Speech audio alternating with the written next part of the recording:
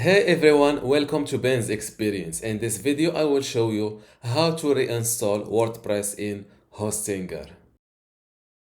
This is my WordPress website. The first way to reinstall WordPress is from dashboard.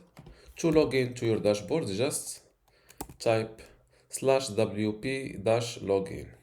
Log into your WordPress dashboard and under dashboard, click on updates. As you can see, I have the latest version of WordPress. To reinstall it, just click on reinstall and wait.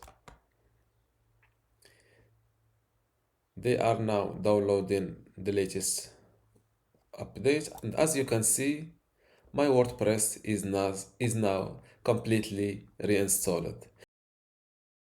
If you want to delete your WordPress copy first, then reinstall a new one, you can do it by going to your Hostinger account.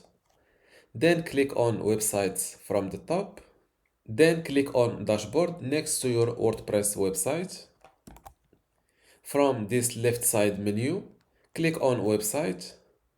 Then click on auto installer. This is my WordPress website. Next to it, all I have to do is click on these little three dots and delete. Make sure to check all these options to delete all files and databases and hit delete. Let's verify that my WordPress is completely deleted. Let's refresh this page.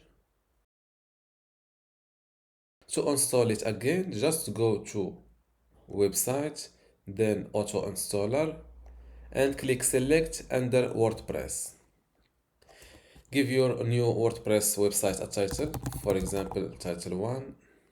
This is my preferred email address and username I want to use. Now enter your WordPress dashboard password. After that, click on install. For the application version, always use the latest one for top security. And for this drop-down menu, you can select your site language. Then click on install. Now let's go back to my website, WordPress website, and refresh it. And this is how to reinstall WordPress in Hostinger.